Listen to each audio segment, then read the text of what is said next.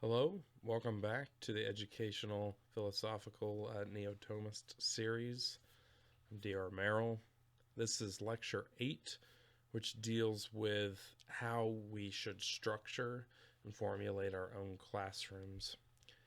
And this one's a bit jaded, but we're gonna do what we can with it. So, first we'll cover discipline. So, disciplinary action, such as corporal punishment, will not be used. Preferably, it will be best avoided unless otherwise requested by parental consent. In which case, corporal punishment falls, in the role of the administrative responsibility, not the instructors, preferably speaking. For the most part, students' behavior should be voluntary, where they can build formative habits and deceptive tactics, of manipulating behavior, causing some sort of behavioral determinism. So ideas in the behavior psychological camp or educational psychological camp should be avoided. So that would be Thorndike's work, Skinner's work in particular, I think should be forbidden. And a lot of instructors and theorists of the perennial or essentialist or neo-Thomistic schools would agree with me in this regard. I mean, when we look at the work of B.F. Skinner, it's he's not a simpleton, but he is absolutely wrong in his understanding of deep structures and nature, particularly how human nature works and the nature of the mind.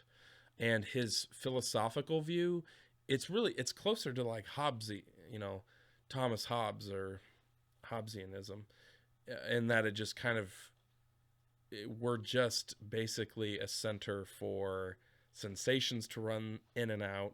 There's not really a mind, there's no reflection or cognitive ability here. So, it's in contra relation to human psychology and the nature of man. It's inadequate, it's skewed, it's wrong. And I have several reasons why, because I know some people might disregard what I'm about to say in this way. But so there's a contradiction here, and that is behavior versus psychology. Yes, they correlate, but they're not the same thing.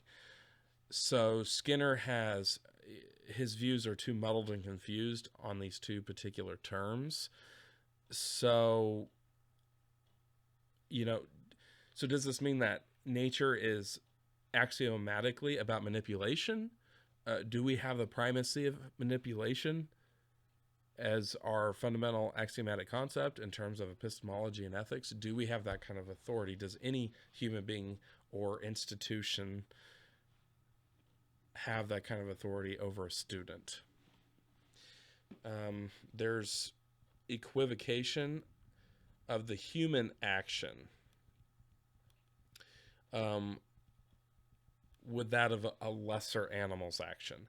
The mind of a chicken, or even any other animal for that matter, that is not a human mind, is equivocated in Skinner's work with the human mind.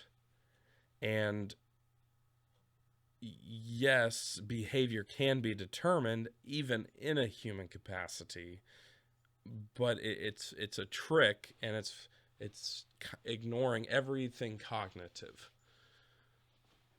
So the human mind is built the human mind has more of a complex structure. It's a blanketed schemata that we write our experience onto. There might be some sort of innate capacities, not, innate programming. It is more tabula rasa.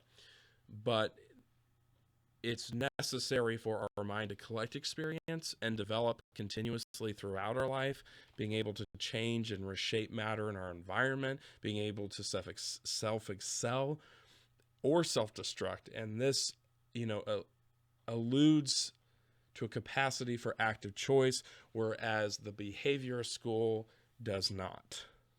So there's another contradiction here in terms, and that's manipulation versus free will, I guess essentially is what we're getting down to if we're looking at this more fundamentally. A world based in the primacy of manipulation would be complete submission, perfection, and orderliness in terms of choice, because the idea of choice would be rescinded. Skinner thinks we don't know what volitional motivations are, or that they cannot happen without an external force, that we have no way of empirically validating the psyche of the mind, and that the mind cannot think on its own, or simply put, that it just cannot think. So how is this psychology, or the study of the psyche or the mind? It's just simply the study of behavior, not of the mind. And then there's kind of like modern neuroscientists know that our mind is not made up of a simply predetermined instinct. Instinct is predetermined phenomena through genetic endowment. A baby colt can get up and run within an hour of being born. A human cannot. A human can't even walk for many months after it is born. The mind of a lower class of animal is predetermined in its inherent nature. A human is not. A higher cognitive capacity with an evolutionary consciousness must include a particular program apart from the simpler animals and have an unwritten databank about it. So this distinction between nature or nurture, the behaviorists say it's 100% nurture. So an animal could be maltreated and lash out. A human could do the same, and that is nurture, not nature. Skinner is attacking nature here. And again, that every entity is engaged and dependent on motion by something other than itself. A being that could get a doctorate, do experiments, write a book called Verbal Behavior, would be unable to do so, if on its own, or even perhaps wouldn't even be aware of its own actions. Something that is conscious of an external force manipulating it would not, in most cases, stand for that. We have a natural desire to be free and make our own decisions, and it is only in that kind of cognitively liberated environment we are able to actually have an incentive, desire, application, and evidence of learning. So, the reduction of Skinner's autonomous man is something I want to talk about here briefly. A person that has a programmed behavior would not be able to think for itself, distinguish sensory details apart from one another, okay? Compound sense datum into conceptions or abstractions, have a capacity for a complex evolutionary life of calculation and experience. It wouldn't have the ability of reason, to make judgments, to have values, to go by principles, to have any sort of understanding, to be able to utilize intuition, to form memory. It wouldn't have any sort of independence, and it would be completely selfless. And Ayn Rand stated on Skinner's method, and Noam Chomsky, it's well known what he has said about Skinner. I'm in agreement, as is Ayn Rand. So in her article, The Stimulus and the Response, this is what it says as follows, quote, and this is Ayn Rand talking about Skinner's work. So, the book's epistemological methods, which are or is equivocation, substituting metaphors for proof and examples for definitions, setting up and knocking down straw men, and mentioning a given notion as controversial, following it up with 2 or 3 pages of irrelevant small talk, then mentioning it again and treating it as it had been proved, raising valid concepts to indicate that the author is aware of them, and by the same technique, leaving them unanswered, over talking and overloading the reader's consciousness with over elaborate discussions of trivia, then smuggling in enormous essentials without discussion as if they were incontrovertible, assuming an authoritarian tone to enunciate dogmatic absolutes, and the more dubious the absolute, the more authoritarian the tone. And finally, providing a brief summary as at the end of each chapter, which not included or barely mentioned in the chapter's text. I could continue to go on, but I think this kind of illustrates where I would stand on something like that. So, the instructor should be a combination of the sage on the stage as well as the guide on the side. So that is more like the didactic instructor and the more like Socratic kind of aid, the midwife, like we've talked about that Socrates and the Theaetetus.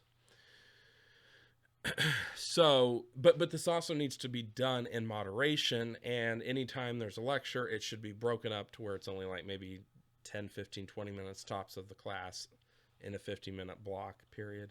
And then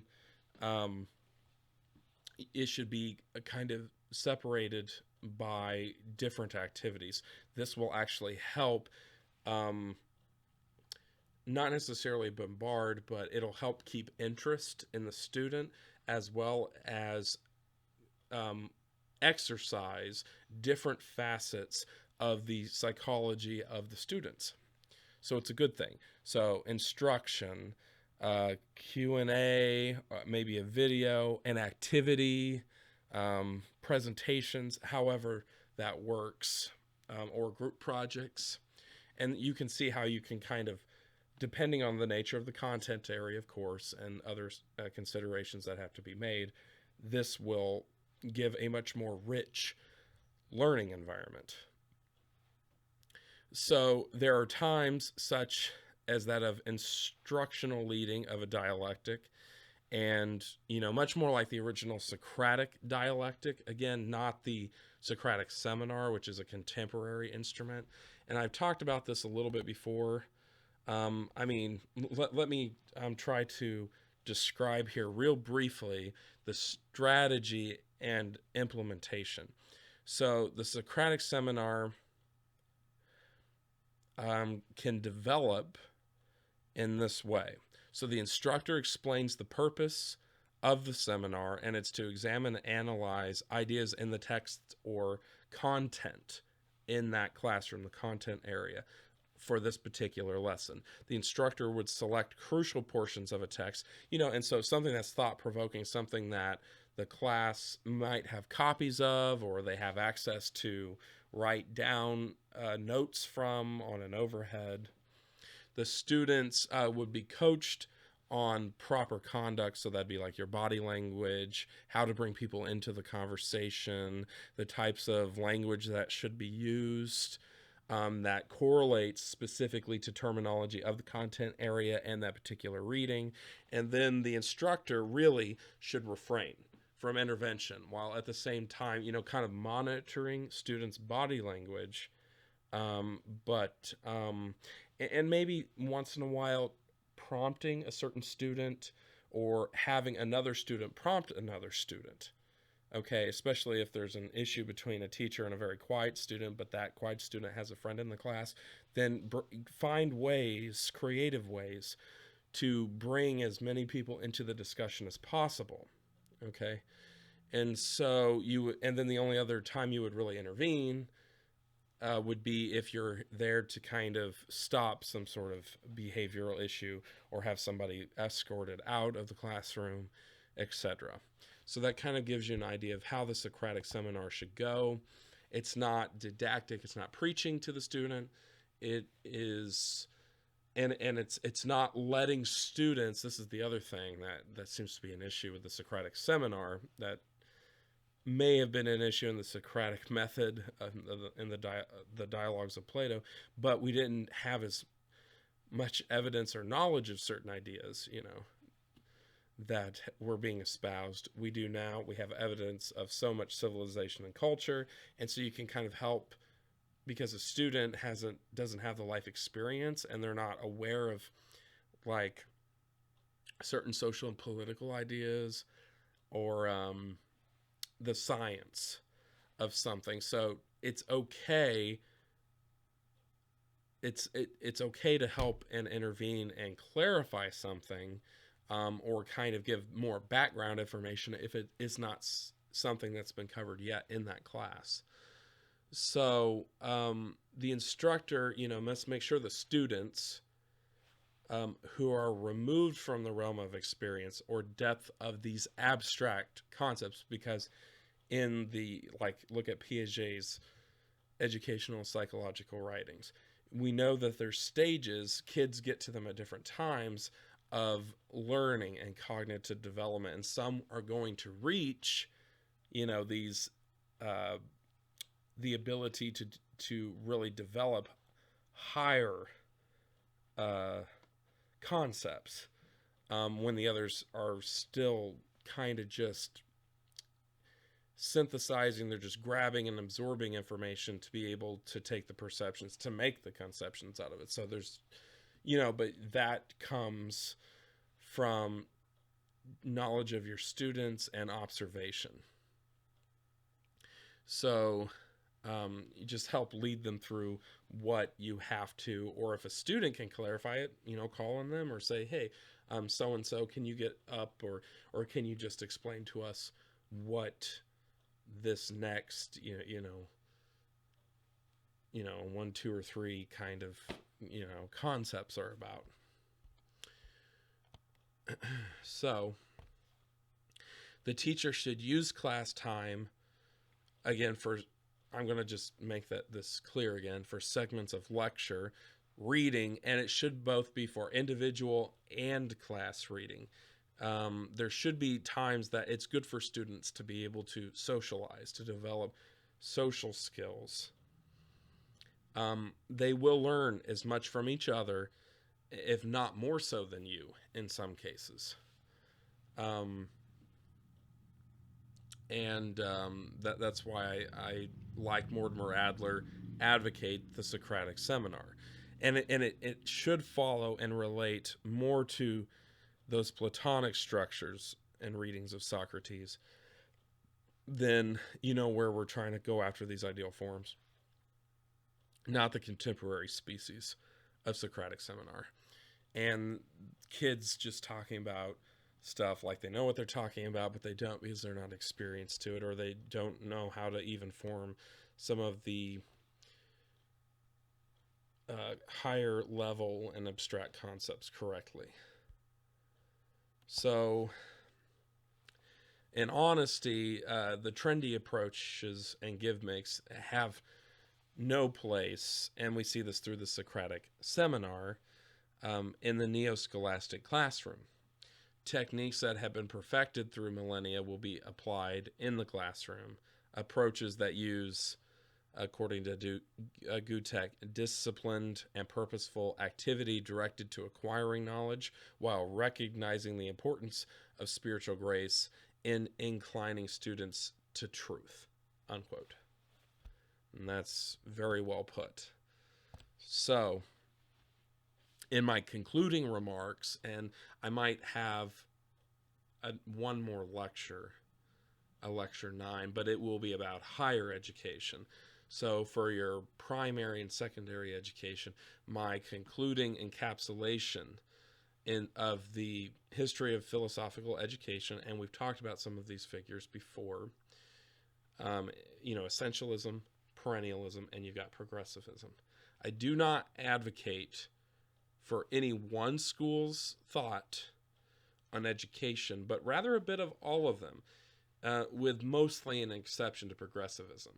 Progressivism, like in the thought of John Dewey, is a political construct to move us away from essentialist and perennialist ideas, that culminate with the constitutional documents of the United States. And it's not progression forward, it's progression away from. We're moving towards a society that is not unlike what the colonies had, if not worse. Maybe something more like totalitarian Europe of the 20th century. So, the essentialist and perennialist views are much more compatible. They might differ, and there are some issues, but those things can be worked out, by each district and administration. So,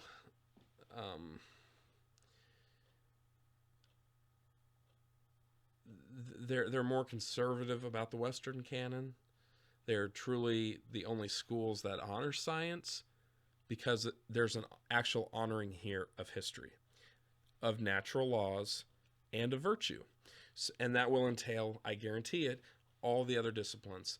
Because there's an honor of history, there's an honor of science. Because there's an honor of science, there's an honor of mathematics. Because there's an honor of mathematics, there's actually a greater honor of higher thought. Not just rote memorization.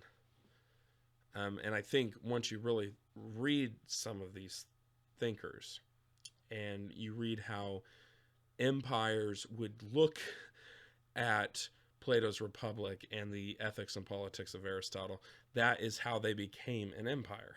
And yes, in a negative sense, but in a good sense as well, because we've already made these mistakes.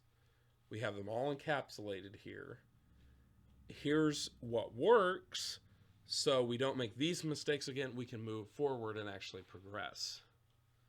But when it's just the Enlightenment that actually, we're liberated now, we're free, and that's why we're back to pre-Socratic postmodernism. We've been hijacked, and people are not educated correctly, and in some cases they're anti-education. Well, they're not anti-education, they're anti-schooling. And anti-schooling mentality comes into play because the public educational system has both the classically liberal approach has collapsed because it could not defend itself on its own merits, and because statists have taken over and nationalized the schools, and now they can indoctrinate the schools. So, while,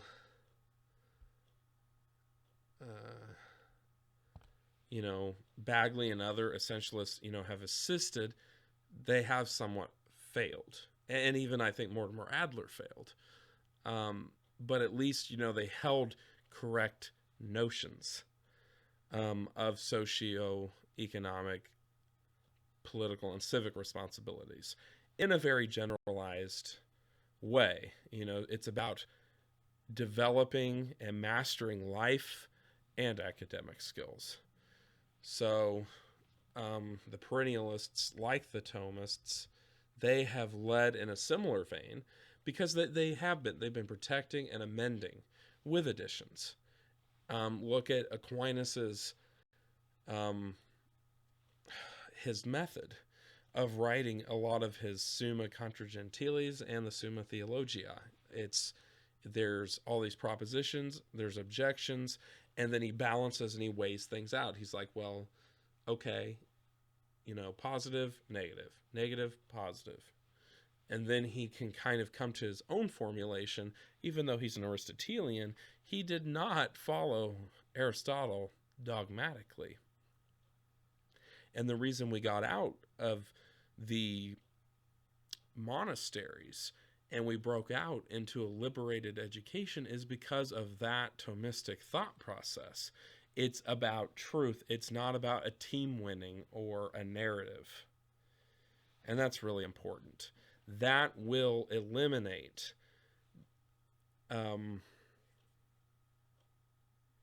collective responsibility in a secularized kind of form to take care of things, because when it comes to collectivized morality and responsibility, there is none, because everybody's beholden to everybody else. And like, well, I just had to do what everybody else needed. So there isn't any personal responsibility. Nobody's able to break free of the system. And that's what we're here to try to fix.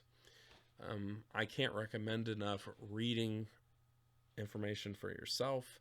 Don't just take my word for it.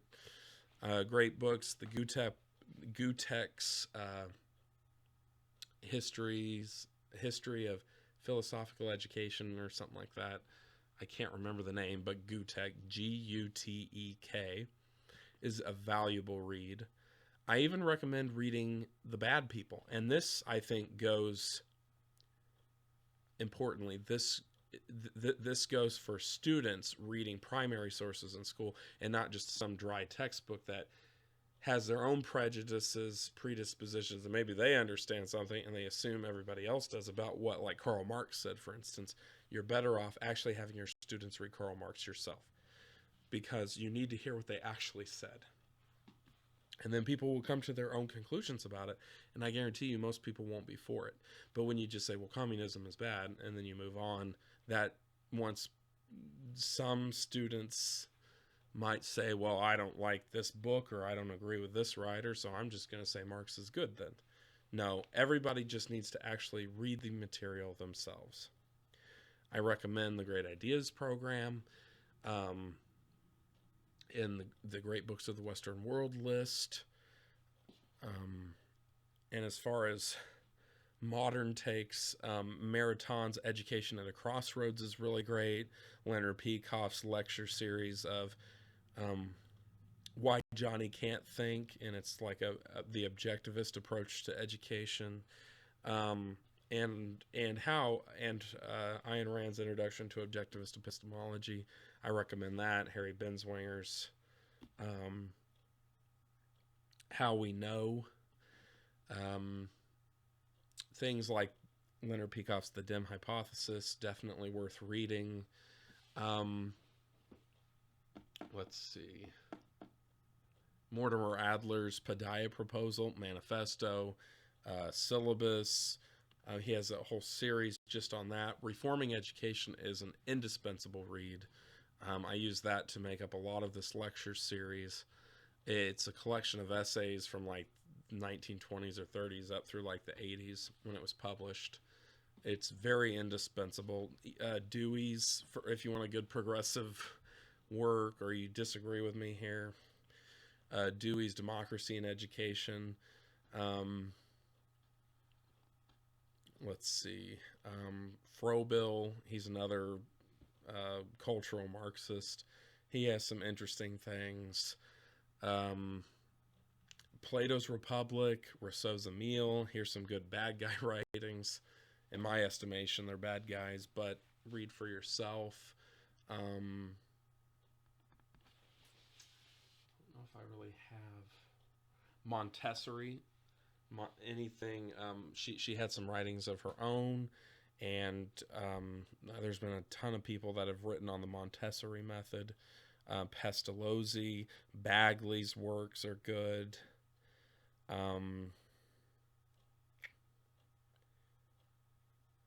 And Aquinas didn't specifically write anything on education, but he did write a small treatise within the Summa called On the Teacher. I know it's in the Ralph McInerney compilation, so I recommend reading those. Thank you very much, and look forward to my next lecture series.